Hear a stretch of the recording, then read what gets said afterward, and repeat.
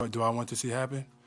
I want to see me get my joy back from playing basketball. And wherever that may be, we'll find out here pretty soon. But I want to be back to somewhat dominant. I want to hoop, and I want to help this team win. Right now, I'm not doing that. Can you get your joy back here on the court? Probably not. Have you felt that in the locker room? What he was talking about post-game, lack of joy, not feeling like he wasn't involved in the offense?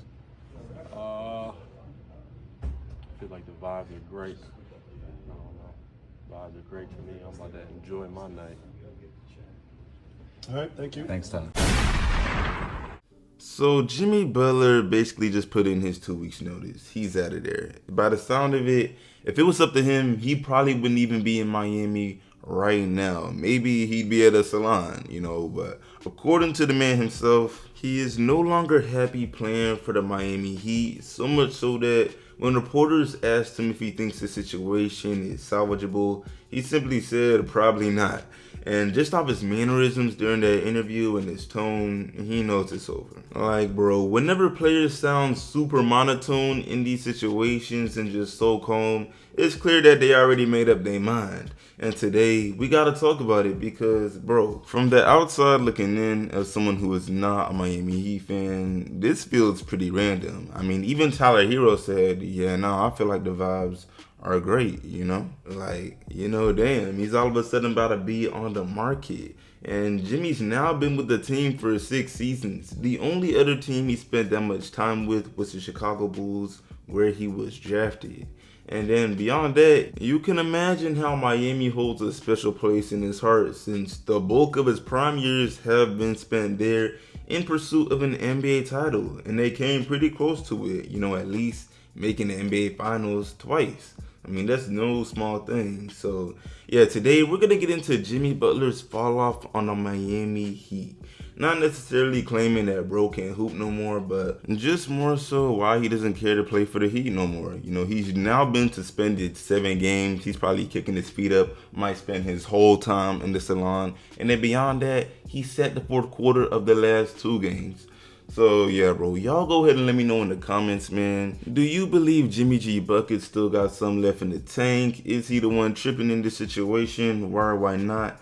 And bro, really quick before I go any further, man, what's up YouTube? Plug Speaks, back with another video. If you're new, first of all, welcome. Go ahead and sub. Also like the video if you enjoy. I upload quality basketball content and we're on the grind 5K. Help us get there. Appreciate every single viewer. But man, back to the video. So before we dive into Jimmy's career in Miami, the level he's currently playing at and what he's accomplished and stuff, let's get straight to it as far as why Jimmy Butler is trying to get up out of there as soon as humanly possible. He's done. And based on everything I've seen regarding this situation, it seems like there's 2 main driving factors that's causing this. For one, bro is tired of Pat Riley.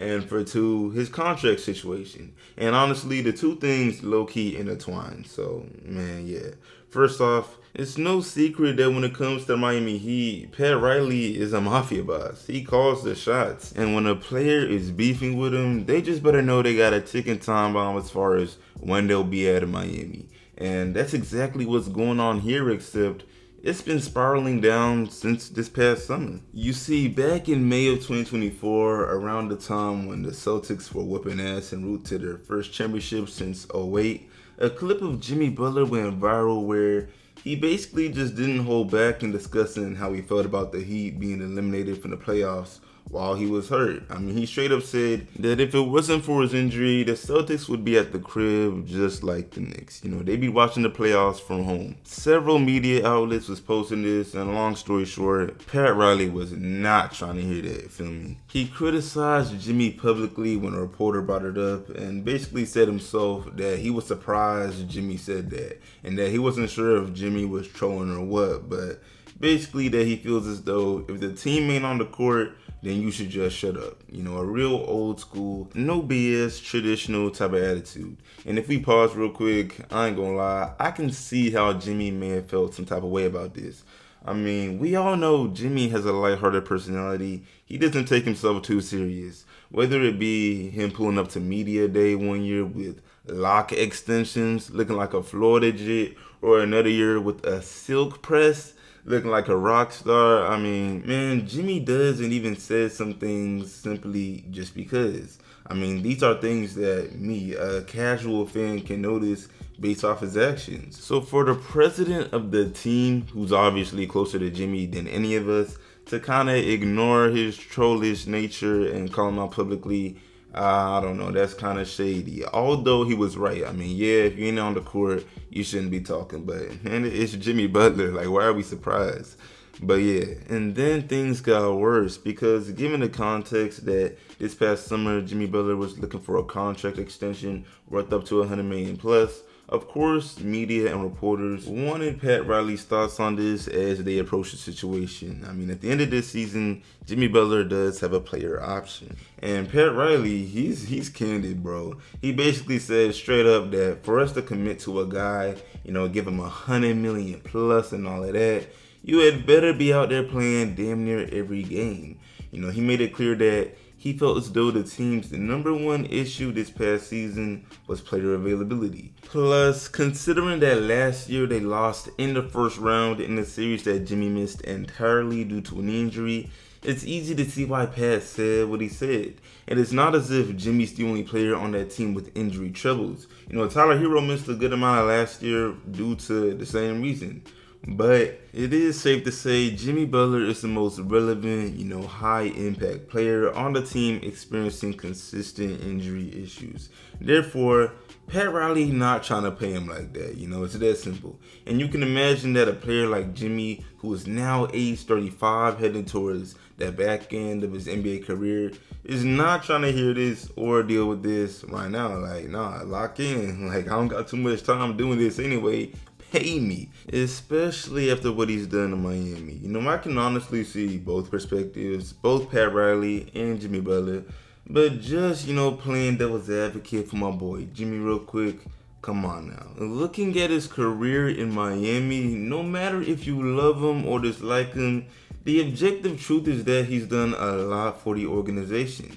They made the playoffs every year since he joined the team in the 2019-2020 season. They've enjoyed 2 trips to the NBA Finals, and in both years in which they made the finals, they were heavy underdogs defying the odds to get there in the first place. And the big reason for all of this is the elite level that Jimmy is known for bringing his game to in the playoffs. It's funny because I seen a comment on one of the IG posts Bleacher Report had made about this drama, and one of the top comments was saying like, bruh, this man really want a contract extension, $100 million plus, for only trying out of 2 months out of the full NBA calendar year. And when you really think about that, it's like, wait, hold on. That's low-key a compliment, considering that those 2 months they're referring to is usually the playoffs. And ain't gonna lie, the numbers are there. He turns it up in like March, April, June, May. I think I said that backwards, but man, y'all get it. Like the last time he was in the playoffs, which was 2023, in a total of 22 postseason games, Jimmy was averaging 27 points, 6 assists, 6 rebounds, and 2 steals on 47% shooting from the field and 36% shooting from 3, just hooping.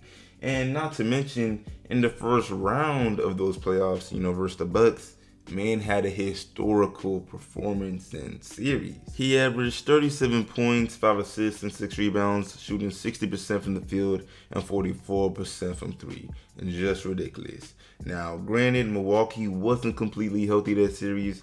I do believe Chris Middleton missed some games, and maybe Giannis as well, but those numbers are still dummy.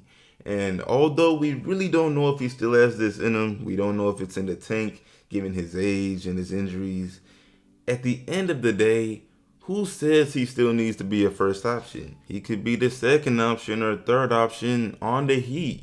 Tyler Herro done up this game. Bam Adebayo was on the rise. Like, if Jimmy did accept this role, he could still flourish. But the problem is he still wants that first option bread. And that ain't happening, it's no way. They'd be crazy to give that to him.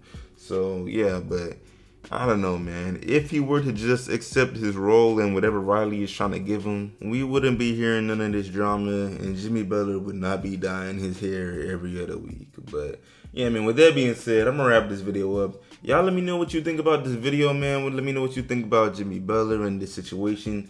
Is he the one tripping? Is he being too greedy, wanting that bread? Or is Pat Riley penny pinching? You know, he has been known to do this. He let D-Wade get up out of Miami and go to Chicago when he really didn't want to. He let Gabe Vincent walk away to the Lakers after he helped them get to the finals, man. He has a track record. But yeah, bro, y'all let me know, man. I appreciate y'all watching. I will see y'all in the next one. Like the sub, share it, sub if new, all of that. And I'm out.